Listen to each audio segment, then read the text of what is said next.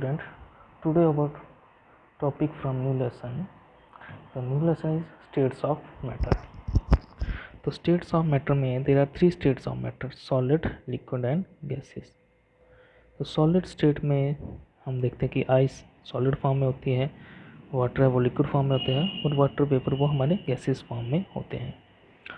तो solid, liquid and gases, these are the three physical states of the matter. ठीक है.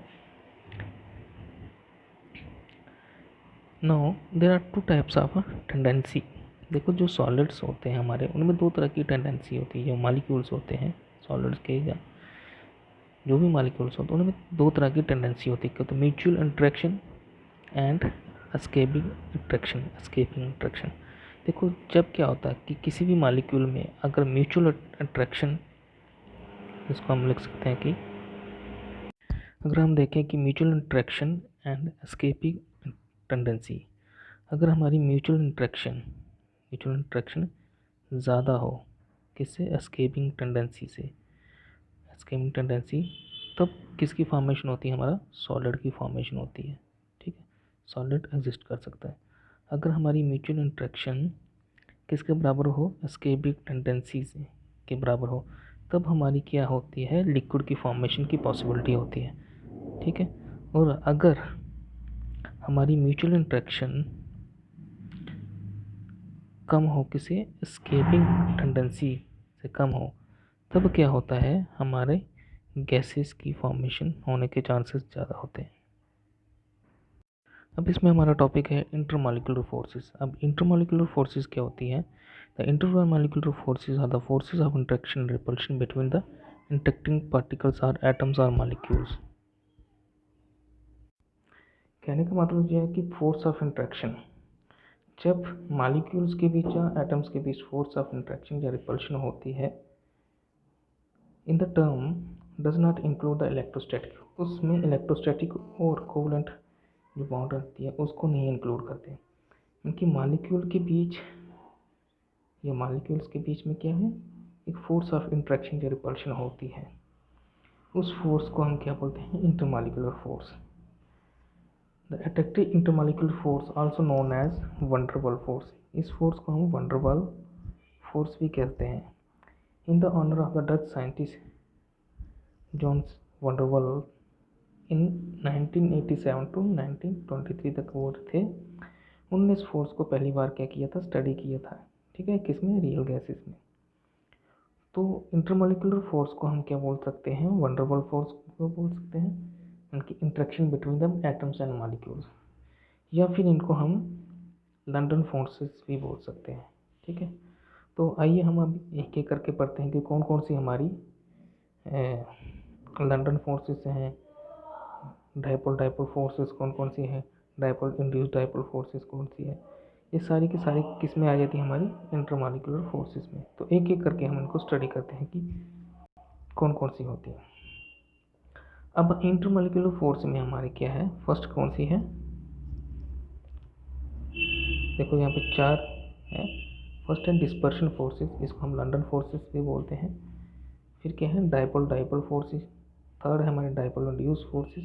And last one is hydrogen bond. तो first हमारी क्या है, डिस्पर्शन फोर्स.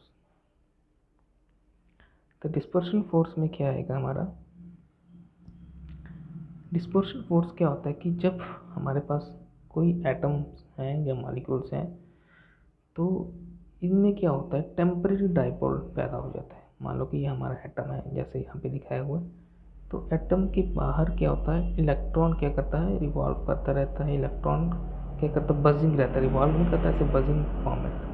तो एक टाइम ऐसा आता है कि एटम का जो इलेक्ट्रॉन होता है वो उनकी एक पर्टिकुलर मूवमेंट पे आ जाता है, इंस्टेंटेनियस मूवमेंट पे आ जाता है, जिसमें ये एक क्या टेम्परेरी डाइपोल की फॉर्मेशन कर देता है. उनकी मान लो कि यहाँ पे नेगेटिव चार्ज इधर आ गया और पॉजिटिव चार्ज थोड़ा सा इधर. तो इस पे टेम्परेरी क्या हो जाता है, एक चार्ज पैदा हो जाता है. ठीक है. तो उसकी वजह से यहाँ पे क्या होता है, इंस्टेंटेनियस डाइपोल पैदा हो जाता है, जैसे यहाँ पे लिखा है. तो more electron density on the right hand side. देखो जैसे यहाँ पे electron density right hand side पे ज़्यादा हो गई और लेफ्ट हैंड साइड पे क्या चला जाता हमारा, न्यूक्लियस चला जाता। उसकी वजह से ये क्या करता है, जो अपने आसपास एडजेसेंट एटम या मॉलिक्यूल होता है उसको ये क्या करता है, due to instantaneous dipole movement की वजह से ये उसको अपनी तरफ अट्रैक्ट करता है और उसके बीच में एक इंड्यूस्ड डाइपोल पैदा कर देता है। इस तरह की इंट्रैक्शन जो कि एक इंस्टेंटेनियस टाइम पे पैदा हो रही है एटम्स के बीच में या मॉलिक्यूल्स के बीच में, उसको हम क्या बोलते हैं कि this is the dispersion due to the dispersion forces. ठीक है, इसको हम क्या बोलते हैं कि इंड्यूस, इसको हम क्या बोल सकते हैं, इंड्यूस डाइपोल मोमेंट, डाइपोल की वजह से। ठीक है, तो ये सारा किसकी वजह से हो रहा है, ड्यू टू इंड्यूस फोर्सेस। ठीक है, इंड्यूस फोर्सेस किस में, हमारे जो मॉलिक्यूल्स हैं या फिर एटम के बीच क्या होता है, उसमें इंड्यूस होने की वजह से, इंस्टेंटेनियस डाइपोल की वजह से ये फोर्स ऑफ इंट्रैक्शन पैदा होती है। अब इन फोर्सेस को डिस्पर्शन फोर्सेस को हम लंडन फोर्सेस भी बोलते हैं। ठीक है, इनको अब देखो यहाँ पे जो फोर्स ऑफ इंट्रैक्शन है वो क्या है, 1:r⁶। आर मीन की distance between the two atoms. ठीक है, जैसे जैसे दो एटम क्या होंगे, ज़्यादा दूर जाएंगे तो उनकी फोर्स ऑफ इंट्रैक्शन भी क्या होती जाएगी, कम होती जाएगी। ठीक है, जैसे ये क्लोज आएगा तो फोर्स ऑफ इंट्रैक्शन भी क्या होती है, ज़्यादा होती है। ठीक है, तो ये था हमारा इंड्यूस्ड जो हमारा डिस्पर्शन फोर्स। तो सेकंड वन हमारा है डाइपोल डाइपोल फोर्स। अब देखो डाइपोल फोर्सेस हमारी किस में थे, वो किस में होती है कि ये हमारी होती है वो मॉलिक्यूल या एटम्स के बीच होते हैं जिनके बीच परमानेंट डाइपोल होता है। जैसे फॉर एग्जांपल यहाँ पे HCl के बीच क्या है, परमानेंटली क्या होता है, डाइपोल मोमेंट, डाइपोल मौजूद रहता है। जैसे यहाँ पे दिखाया गया है कि HCl के बीच क्या है हमारा,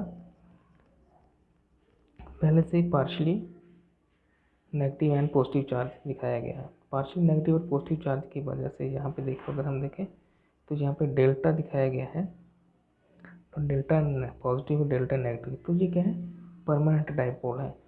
तो परमानेंट डाइपोल की वजह से ये क्या करता है, अपने एडजेसेंट जो एटम है उसके बीच भी ये क्या करता है, डाइपोल मोमेंट पैदा कर देता है, जैसे यहाँ पे है। तो इस डाइपोल इंट्रैक्शन पैदा करता है, तो इस फोर्स को हम क्या बोल सकते हैं, जो कि डाइपोल परमानेंट डाइपोल की वजह से हो रही है, उसको हम क्या बोलते हैं, डाइपोल डाइपोल फोर्सेस बोलते हैं, फोर्सेस ऑफ इंट्रैक्शन बोलते हैं। अब इसकी फोर्स प्रोपोर्शनल किसके हैं, 1:r⁴ जब हमारा एटम या मॉलिक्यूल क्या होता है, स्टेशनरी होता है। लेकिन इसकी फोर्स प्रोपोर्शनल टू 1:r⁶ जब ये क्या होता है, रोटेशन में होता है। ठीक है, तो ये हमारा हो गया किसका, डाइपोल डाइपोल फोर्सेस का। Next one is over dipole induce dipole forces. इसमें क्या होता है कि एक हमारे पास परमानेंट डाइपोल होता है। ठीक है, परमानेंट डाइपोल वाला मॉलिक्यूल हो सकता है। दूसरा हमारे पास क्या होता है, एक नॉन पोलर मॉलिक्यूल हो सकता है। तो जो परमानेंट डाइपोल, जैसे यहाँ पे दिखाया गया है ए एंड बी, एक कोई मॉलिक्यूल है जो परमानेंट डाइपोल शो कर रहा है। तो परमानेंट डाइपोल की वजह से ये क्या करता है, जो नॉन पोलर मॉलिक्यूल है उसके बीच क्या करता है, एक इंड्यूस डाइपोल पैदा कर देता है। जब इंड्यूस डाइपोल पैदा हो जाती है तो इन दोनों के बीच क्या होती है, फोर्स ऑफ इंट्रैक्शन जनरेट होना शुरू हो जाती है। तो इस तरह की फोर्स जो कि एक परमानेंट डाइपोल की वजह से और इंड्यूस डाइपोल की वजह से पैदा होती है नॉन पोलर मॉलिक्यूल में, उस फोर्स को हम क्या बोलते हैं, डाइपोल इंड्यूस डाइपोल फोर्स। ठीक है, तो इसकी जो फोर्स ऑफ इंट्रैक्शन है वो भी क्या है, 1:1/r⁶। ठीक है, इसमें था 1/r⁵। ठीक है, इसमें 1/r⁶ जब रोटेशन स्टेशनरी। ठीक है, तो पिछले में जो सबसे पहले था उसमें भी 1/r था ⁶। अब हमारा लास्ट वन बचा है हाइड्रोजन बॉन्ड। देखो हाइड्रोजन बॉन्ड को फोर्सेस में क्यों नहीं लिखा, क्योंकि हाइड्रोजन बॉन्ड है वो डाइपोल फोर्सेस से कुछ स्ट्रांग होता है, लिटिल बिट स्ट्रांग होता है। ठीक है, इसलिए इसको बॉन्ड लिखा है, बाकी वालों को फोर्स ऑफ इंट्रैक्शन लिखा है। तो हाइड्रोजन बॉन्ड में भी जो क्या होता है, फोर्स ऑफ इंट्रैक्शन होती है वो किस किस के बीच में होती है, हाइड्रोजन के बीच और हाइड्रोजन के बीच होती है और हाइड्रोजन के बीच, oxygen, fluorine and nitrogen atoms के बीच होती है। ठीक है, अब यहाँ पे दो तरह की हाइड्रोजन बॉन्ड होते हैं। एक होता है यहाँ पे इंट्रामॉलिक्यूलर हाइड्रोजन बॉन्ड लिखना था, तो यहाँ पे क्या आएगा हमारा इंट्रामॉलिक्यूलर हाइड्रोजन बॉन्ड, और यहाँ पे आना था इंटरमॉलिक्यूलर है, second one is intramolecular hydrogen bond. अब फर्स्ट क्या है हमारा इंट्रामॉलिक्यूलर हाइड्रोजन बॉन्ड। जब क्या होता है, दो अलग अलग मॉलिक्यूल्स हैं, एक ही तरह के मॉलिक्यूल हैं, लेकिन वो क्या है, उनके बीच जो ऑक्सीजन और हाइड्रोजन के बीच क्या होती है, दो अलग मॉलिक्यूल के बीच फोर्स ऑफ इंट्रैक्शन होती है हाइड्रोजन और ऑक्सीजन के बीच। इस फोर्स ऑफ इंट्रैक्शन को हम क्या बोलते हैं, इंटरमॉलिक्यूलर हाइड्रोजन बॉन्ड। ठीक है, लेकिन जो हमारा intra hydrogen bond molecular bond है, इंट्रा हाइड्रोजन मॉलिक्यूलर बॉन्ड, इसमें क्या होता है कि जैसे यहाँ पे इंट्रा मॉलिक्यूलर हाइड्रोजन बॉन्ड है, ये क्या है, इंट्रा मॉलिक्यूलर हाइड्रोजन बॉन्ड। इसमें क्या होता है कि एक ही मॉलिक्यूल के अंदर, जैसे यहाँ पे दिखाया गया हमारा intermolecular hydrogen bonding in the orthonitrophenol के बीच। देखो यहाँ पे क्या है कि विद इन द मॉलिक्यूल, ये वाली हाइड्रोजन बॉन्डिंग है वो किसके बीच है, विद इन द मॉलिक्यूल। ठीक है, लेकिन ये था बिटवीन द मॉलिक्यूल और ये था विद इन द मॉलिक्यूल, ये आपको याद रखना है। तो ये थी force of interaction hydrogen bond की। तो विद इन द मॉलिक्यूल हो गई इंट्रा, और between the molecules oxygen and hydrogen के बीच ये हो गई हमारी इंटरमॉलिक्यूलर। तो ये था आज हमारा कुछ इंटरमॉलिक्यूलर फोर्सेस जो हम स्टडी कर रहे हैं। तो thank you, have a good day.